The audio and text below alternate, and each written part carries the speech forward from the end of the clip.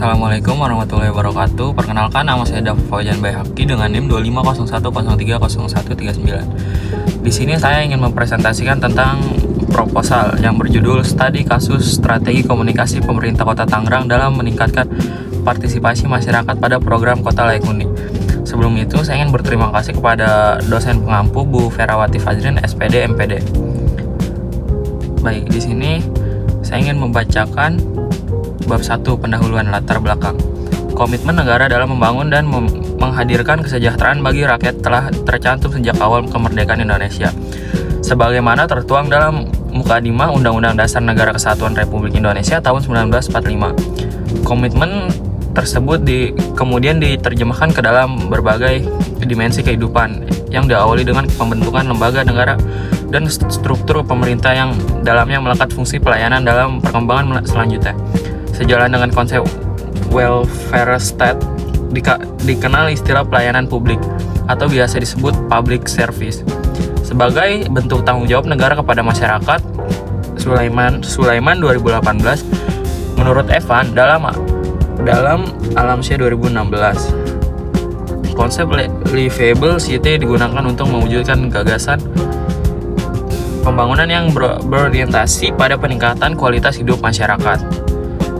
Oke, di sini ada kegiatan yang berkaitan dengan Kota Layak Huni juga diwujudkan dalam bentuk pengabdian kepada masyarakat dilakukan oleh Sivitas Akademik Universitas Profesor Dr. Mustopo. Sebagaimana implementasi Tridharma perguruan tinggi khususnya pada aspek pengabdian kepada masyarakat, kegiatan tersebut berupa sosialisasi Kota Layak Huni di Kota Tangerang dengan tujuan memberikan sosialisasi hasil kajian indeks Kota Layak Huni kepada pemerintah daerah, dinas terkait, dan masyarakat, memperoleh usulan program kegiatan dalam upaya meningkatkan kualitas kota, serta melakukan evaluasi nilai indeks Kota Layak Huni dengan menggunakan indikator yang dikembangkan untuk mengetahui perkembangan terkini dan merespon masyarakat terhadap pelayanan infrastruktur perkotaan dan sarana kota. Baik, di sini ada rumusan masalah. Berdasarkan latar belakang di atas, maka rumusan masalah dalam penelitian ini adalah: 1. Bagaimana strategi komunikasi yang dilakukan oleh pemerintah Kota Tangerang dalam mensosialisasikan program Kota Layak Huni. 2. Media komunikasi apa saja yang digunakan pemerintah Kota Tangerang dalam meningkatkan partisipasi masyarakat pada program Kota Layak Huni. 3. Bagaimana bentuk partisipasi masyarakat dalam program Kota Layak Huni di Kota Tangerang. 4. Apa saja faktor pendukung dan penghambat strategi komunikasi pemerintah Kota Tangerang dalam meningkatkan partisipasi masyarakat. Di sini ada tujuan penelitian. 1. Untuk mempengaruhi dan menganalisis strategi komunikasi yang diterapkan oleh pemerintah Kota Tangerang dalam program Kota Layak Huni. 2. Untuk mengidentifikasi media komunikasi yang digunakan dalam meningkatkan partisipasi masyarakat. 3. Untuk mengetahui bentuk partisipasi masyarakat dalam pelaksanaan program Kota Layak Huni. 4. Untuk mengetahui faktor pendukung dan penghambat strategi komunikasi pemerintah Kota Tangerang dalam meningkatkan partisipasi masyarakat. Di sini ada manfaat penelitian. 1. Manfaat teoretis. Penelitian ini diharapkan dapat memberikan kontribusi dalam membangun ilmu komunikasi khususnya dalam bidang komunikasi pemerintah dan komunikasi publik, serta menjadi referensi bagi penelitian selanjutnya yang berkaitan dengan strategi komunikasi dan partisipasi masyarakat. 2. Ada manfaat praktis. Bagi pemerintah Kota Tangerang, penelitian ini diharapkan dapat menjadi bahan evaluasi dan masukan dalam merumuskan strategi komunikasi yang lebih efektif untuk meningkatkan partisipasi masyarakat. B. Bagi masyarakat, penelitian ini diharapkan dapat meningkatkan pemahaman masyarakat mengenai pentingnya partisipasi dalam mendukung program Kota Layak Huni. C. Bagi akademisi, penelitian ini dapat dijadikan sebagai referensi dan bahan rujukan dalam penelitian sejenis di bidang komunikasi dan kebijakan publik. Di sini ada bab 2, kajian pustaka. Strategi komunikasi, ada A. Definisi strategi komunikasi. Sihombing 2000, komunikasi merupakan hal mendasar bagi kehidupan setiap manusia, baik itu manusia sebagai individu maupun sebagai makhluk sosial. Begitupun dalam kehidupan berorganisasi, tidak ada satupun organisasi yang dapat dibentuk tanpa adanya komunikasi di antara para anggotanya. Untuk mewujudkan komunikasi yang baik, ada beberapa gaya komunikasi yang harus dilakukan. Oleh sebab itu, komunikasi yang dilakukan oleh lembaga pendidikan hanya komunikasi biasa. Komunikasi yang dilakukan oleh lembaga pendidikan harus komunikasi yang efektif. Dalam menciptakan komunikasi yang efektif, komunikasi dilakukan dengan menggunakan strategi komunikasi. Strategi komunikasi ini dimaksud agar terciptanya makna, biasa disebut satu pemahaman mengenai makna pesan antara kedua belah pihak.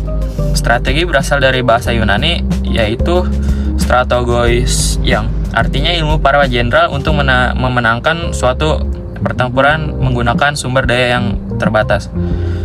Pengertian dari strategi sangatlah luas. Hal ini disebabkan oleh pemahaman atau penafsiran beda-beda oleh setiap orang. Menurut Steiner dan Miner, strategi merupakan penampaan misi perusahaan, penetapan sasaran organisasi dengan memperhatikan kekuatan eksternal dan internal, perumusan kebijakan dan strategi tertentu, dan mencapai sasaran dan memastikan pelaksanaan secara tepat, sehingga tujuan dan sasaran utama organisasi dapat tercapai. Dan B, ada tujuan strategi komunikasi. Liliwery mengidentifikasi tujuan strategi komunikasi sebagai berikut. Ada A, announcing, yaitu memberitahukan tentang kapasitas dan kualitas informasi. Oke, di sini ada B, tujuan strategi komunikasi. Liliwery mengidentifikasi tujuan strategi komunikasi sebagai berikut. Ada A, announcing, yaitu pemberitahuan tentang kapasitas dan kualitas informasi. Dalam kurung, one of the first goals of communication strategy is to announce the available of information on quality. Informasi yang dipromosikan sedapat mungkin berkaitan dengan informasi utama dan seluruh informasi. Ada B, motivating, di mana informasi yang kita berikan bertujuan untuk memotivasi audiens untuk melakukan tindakan tertentu.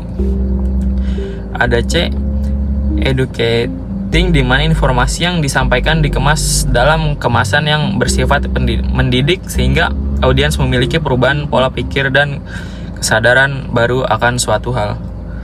Di sini ada C, unsur-unsur strategi komunikasi. Unsur strategi komunikasi yang umumnya ialah unsur dari komunikasi yang terbagi menjadi 5 unsur, yaitu A, komunikator. Menurut Hafid Cangara, merupakan salah satu orang yang menyampaikan pesan atau gagasan dalam komunikasi komunikator, yaitu melibatkan individu dan kelompok. Pada halnya sumber juga melibatkan banyak individu yang disebut kelompok. B, penerima. Menurut Hafid Cangara, penerima merupakan orang yang menerima pesan dari komunikator, biasanya melalui perantara atau tanpa perantara. Penerima adalah salah satu elemen penting di dalam proses komunikasi karena penerima memiliki peran utama dalam sasaran dari komunikasi tersebut. Penerima dapat dilakukan sebagai publik, khalayak, serta masyarakat umum. C, pesan. Menurut Hafid Cangara, pesan merupakan produk fisik yang berasal dari sumber dalam proses komunikasi. Untuk menyampaikan berupa kata-kata disebut pesan. Dalam proses saat menulis berupa tulisan disebut pesan. Pesan dari komunikasi berupa ide, gagasan, serta nilai yang telah disampaikan oleh komunikator. D, saluran atau media. Menurut Hafiz Cangara, saluran atau media adalah alat yang digunakan untuk memindahkan pesan dari sumber kepada penerima. Dalam buku Perencanaan dan Strategi Komunikasi karya Hafiz Cangara membahas perihal media, dan media dibagi menjadi 2 kategori, yakni media lama dan media baru. Ada C.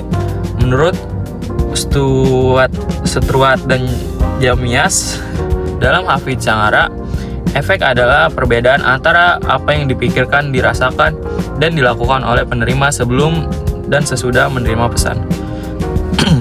Ada D. Strategi komunikasi. Tahapan strategi komunikasi dalam teori manajemen strategi milik David menggunakan 3 tahapan strategi di antara ini. Ada A, perencanaan strategi. Langkah pertama yang dilakukan adalah perencanaan strategi yang akan dilakukan sudah termasuk di dalam adalah membangun tujuan mengenai peluang dan ancaman eksternal. Menetapkan kekuatan dan kelemahan secara internal menetapkan suatu objek, menghasilkan strategi dan memilih strategi untuk dilaksanakan. B. Implementasi strategi. Setelah merumuskan dan memilih strategi yang telah ditetapkan, maka langkah berikutnya melaksanakan strategi yang ditetapkan tersebut. C. Evaluasi strategi terhadap terakhir ini merupakan tahapan yang diperlukan karena dalam tahap ini keberhasilan yang telah dicapai dapat diukur kembali untuk penempatan tujuan. Oke, di sini ada 2.2 program kota layak huni. Ada definisi kota layak huni. Menurut Evan Alamsyah 2016, konsep livable city digunakan untuk mewujudkan gagasan pembangunan yaitu peningkatan dalam kualitas hidup, di mana membutuhkan fisik maupun habitat sosial untuk realisasinya. Dalam mewujudkan kota yang layak huni atau livable city, terus mempunyai prinsip dasar. Prinsip dasar ini harus dimiliki oleh kota-kota yang ingin menjadikan kotanya sebagai kota layak huni dan nyaman bagi masyarakat kota. Livable city adalah tersedianya berbagai kebutuhan dasar masyarakat, fasilitas umum dan sosial, ruang dan tempat publik, aman mendukung fungsi ekonomi, sosial, dan budaya, serta senantiasa lingkungan dan kehidupan lingkungan fisik. Ada A. Meningkatkan sistem kesempatan hidup untuk kesejahteraan masyarakat. B. Menyediakan lapangan pekerjaan. C. Lingkungan yang aman dan bersih untuk kesehatan, kesejahteraan, dan untuk mempertahankan pertumbuhan ekonomi. D. Good governance. Ada B. Tujuan program kota layak huni. Tujuan dari kegiatan ini adalah satu, bentuk pengabdian kepada masyarakat yang dilakukan Sitifas Academy Universitas Profesor Dr. Mustopo. Ketiga, yakni pengabdian kepada masyarakat dalam sosialisasi kota layak huni. Ada A. Untuk memberikan sosialisasi hasil kajian indeks kota layak huni pada Pemda, Dinas, dan warga. B. Untuk mendapatkan usulan program kegiatan dalam peningkatan kualitas kota. C. Untuk melakukan evaluasi nilai indeks kota layak huni dengan menggunakan indikator yang dikembangkan untuk mendapatkan sejauh mana perkembangan terkini dan respon warga masyarakat terhadap layanan infrastruktur perkotaan dan sarana kota. Kemampuan komunikasi seseorang dapat berpengaruh pada respon penerima dan sasaran komunikasi. Komunikasi dapat diartikan sebagai pertukaran pikiran, pesan, atau informasi melalui perkataan. Sinyal, tulisan, atau perilaku komunikasi dapat berupa komunikasi verbal dan non-verbal seperti cara berpakaian dan gestur tubuh. Komunikasi yang efektif dapat dilakukan apabila seseorang yang berkomunikasi memahami tentang pengertian dari komunikasi efektif, proses komunikasi efektif, dan unsur-unsur komunikasi efektif. C. Partisipasi masyarakat program kota layak huni. Konsep partisipasi sekarang ini telah banyak digunakan dalam praktek pembangunan, terutama dalam proses pengembangan masyarakat, di mana dia memulai dari proses pendekatan bottom up. Pendekatan ini harus diciptakan sebagai partisipasi yang sebenarnya karena fakta bahwa itu melibatkan keputusan berbasis masyarakat dan menyalurkan cara mereka dalam membangun. Flynn 2013 menyatakan bahwa orang yang terlibat dalam pembangunan sangat tergantung pada pendekatan partisipatif untuk memungkinkan anggota masyarakat terlibat aktif bergerak dalam proses pembangunan berkelanjutan. Kota Tangerang memiliki misi menciptakan sebuah kota yang livable dan visitable yang berada di zona ekonomi strategis. Terdapat sebuah bandara internasional, terminal, dan stasiun, menciptakan sebuah kemajemukan budaya melalui asimilasi dan akulturasi, sehingga dapat dikatakan sebagai kota wisata. Ditinjau dari letak, pola, dan struktur wilayah geografis, kota dapat menjadi kota wisata dan perdagangan. Oleh karena itu, di kawasan tersebut disediakan fasilitas pedestrian yang nyaman dan aman bagi sirkulasi pada pelancong dan masyarakat yang sedang berwisata, belanja, ataupun berwisata kuliner. Dengan potensi yang dimiliki kota Tangerang, terutama di pusat kota, membuat para masyarakat atau pelancong melakukan kunjungan dengan berjalan kaki atau wisata dengan melihat keadaan kota. Pelancong dan masyarakat akan lebih mendapatkan lebih dari sekadar melihat dan berbelanja. Mereka akan lebih sehat dengan berjalan kaki. Untuk mewujudkan kota wisata yang ramah pejalan kaki, diperlukan jalur pedestrian yang nyaman dan aman bagi semua kalangan. Di sini ada bab 3, metodologi penelitian. 3.1 jenis penelitian. Penelitian ini menggunakan metode deskriptif kuantitatif. Artinya penelitian ini tidak bertujuan untuk mencari hubungan sebab akibat maupun menguji hipnotesis, melainkan untuk menggambar secara objek kondisi, fakta, dan proses strategi komunikasi pemerintah Kota Tangerang dalam meningkatkan partisipasi masyarakat pada program Kota Layak Huni. Di sini ada 3.2 teknik pengumpulan data. Teknik pengumpulan data dalam penelitian ini meliputi 1. Kuesioner atau angket. Kuesioner digunakan sebagai teknik utama dalam pengumpulan data. Kuesioner disusun dalam bentuk pertanyaan tertutup dengan menggunakan skala Likert untuk mengukur persepsi masyarakat terhadap strategi komunikasi pemerintah serta tingkat partisipasi masyarakat dalam program Kota Layak Huni. 2. Dokumentasi. Dokumentasi digunakan untuk memperoleh data pendukung berupa dokumen resmi, laporan kegiatan kebijakan pemerintah daerah, serta data lain yang berkaitan dengan program Kota Layak Huni di Kota Tangerang. 3.3 Sumber data. Sumber data yang digunakan dalam penelitian ini terdiri dari 1. Data primer. Data primer diperoleh secara langsung dan responden melalui penyebaran kuesioner kepada masyarakat Kota Tangerang yang mengetahui atau terlibat dalam program Kota Layak Huni. 2. Data sekunder. Data sekunder diperoleh dari dokumen resmi pemerintah Kota Tangerang, laporan program, website pemerintah daerah, serta literatur yang relevan dengan strategi komunikasi dan partisipasi masyarakat. Mungkin sekian yang dapat saya presentasikan, kurang lebihnya mohon maaf. Wassalamualaikum warahmatullahi wabarakatuh.